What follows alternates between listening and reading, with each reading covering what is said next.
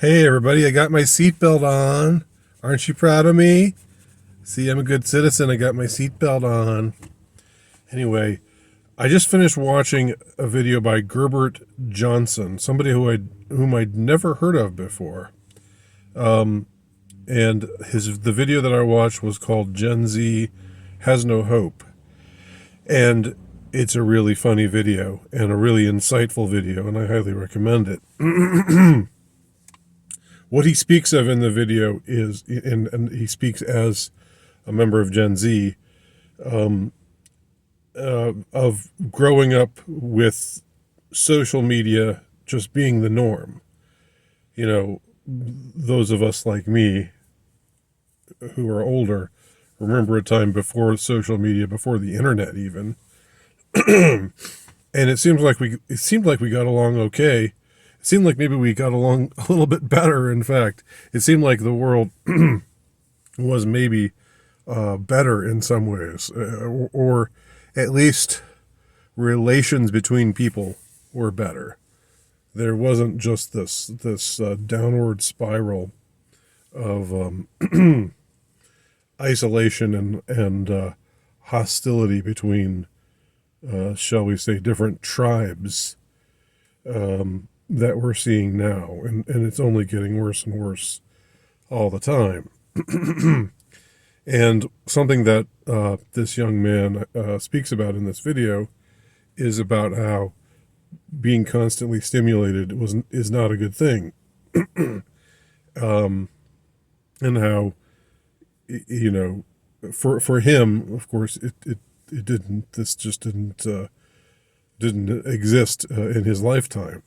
But for me and others like me, we remember a time when we actually got bored because there was nothing to do. And we didn't have the internet to run to find, to keep us occupied, to help us kill time if we're just sitting around bored, and don't have any plans or whatever. And, I remember when the internet first became a thing, that I was aware of. I always hop onto every trend I hop onto late. For me, I think it was around 1999, 2000 that, and it was still dial-up. But I remember thinking, wow, yeah, this is great. I can find stuff that interests me, on the internet, and just I don't have to go looking for it. I don't have to dig around to find a book somewhere in a library, in some obscure nook or cranny somewhere that covers some issue that I'm interested in. The whole catalog is right there in front of me. And I think, I'm not going to say that's totally a bad thing, but I do think that it in support of what this Gen Z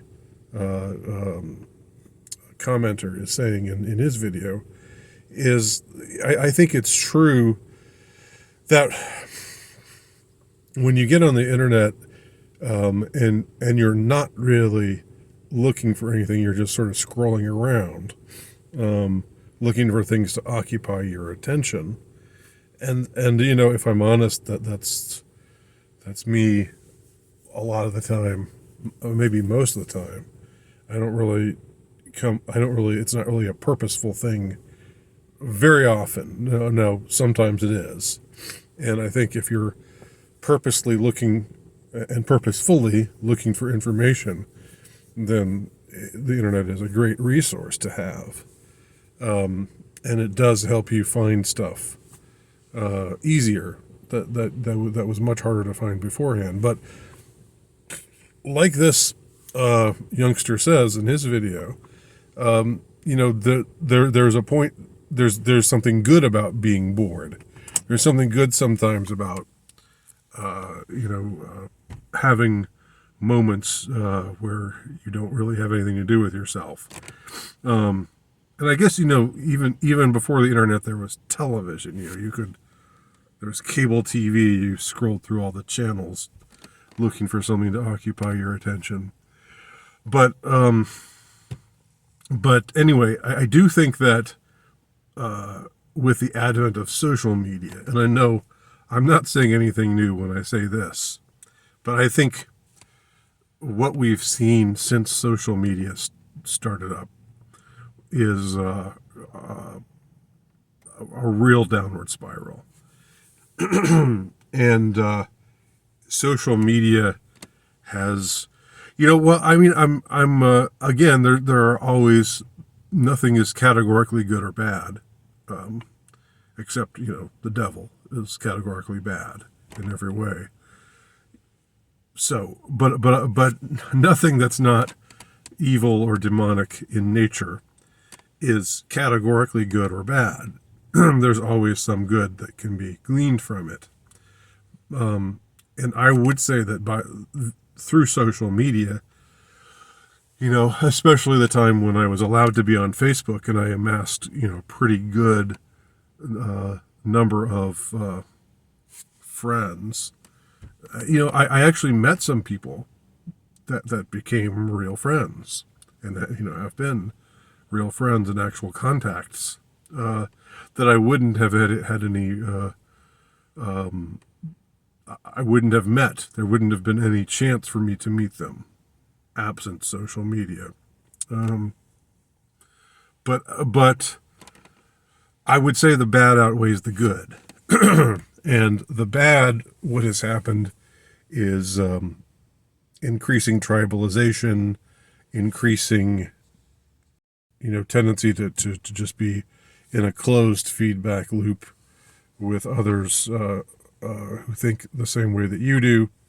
And so you're not challenged all that often. And what's been the upshot of that is the acceleration of what was already going on before social media, but wasn't going on quite as much and wasn't happening quite so so poisonously, which was the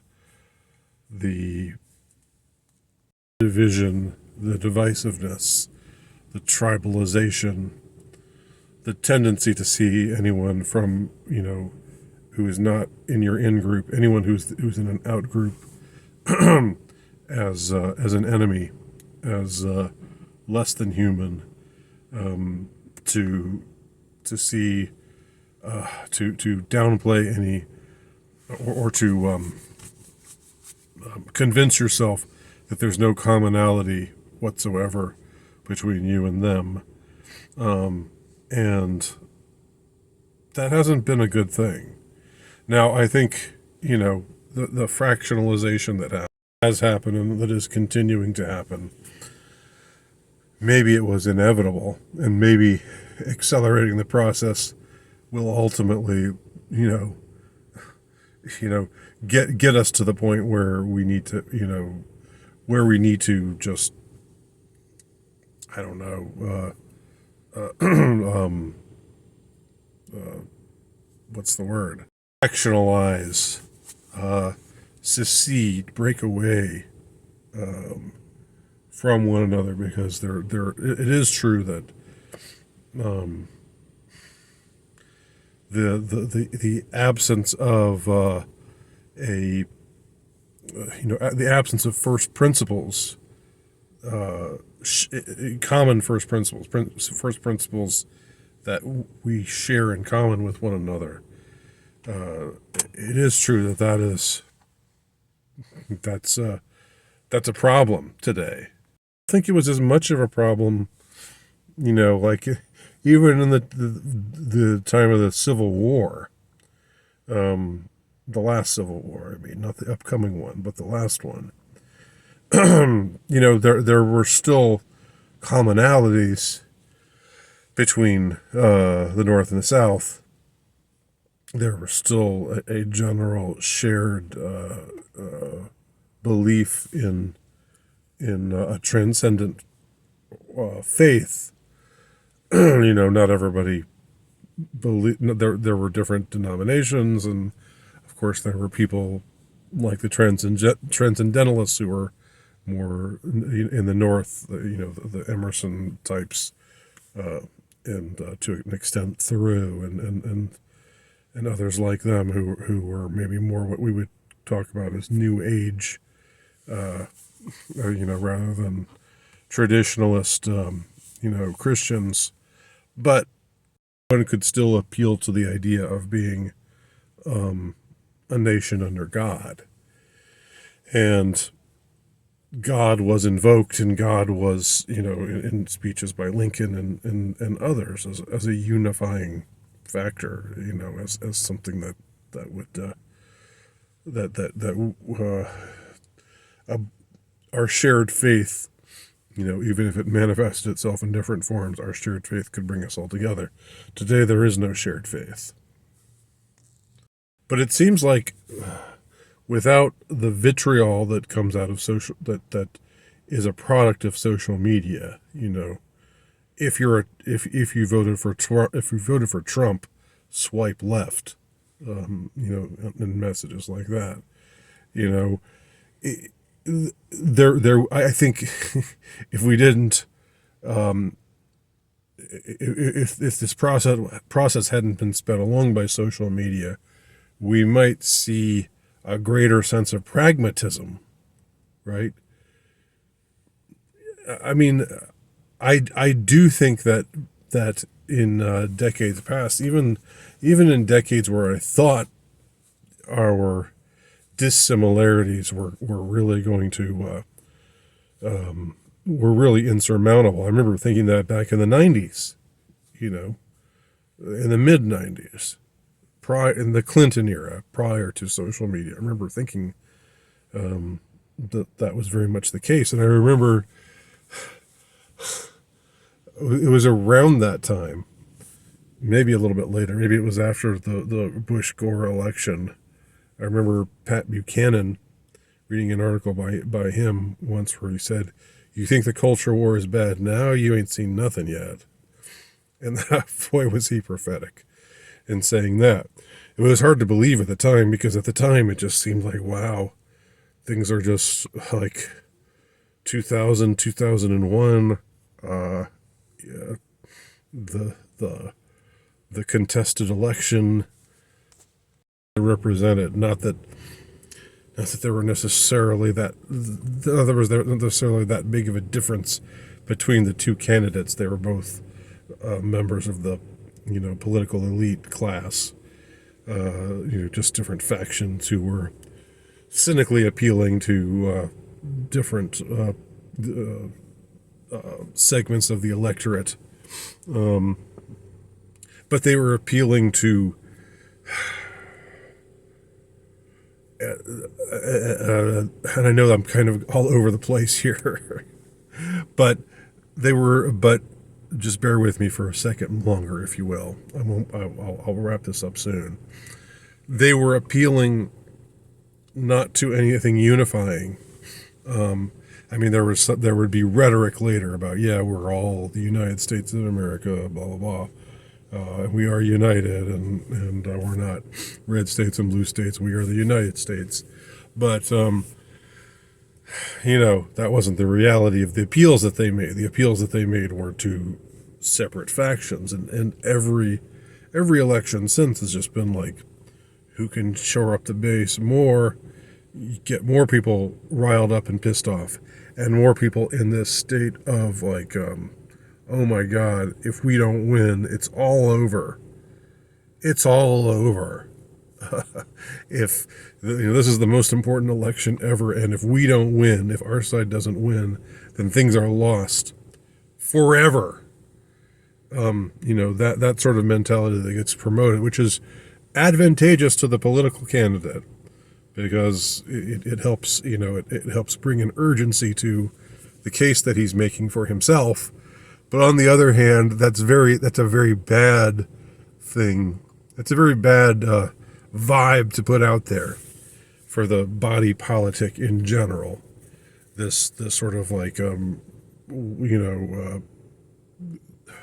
enhanced anxiety and this enhanced hostility, because half of the country is getting in your way, is getting in the way of you making sure that things aren't going to be lost forever and ever, and hopeless forever and ever.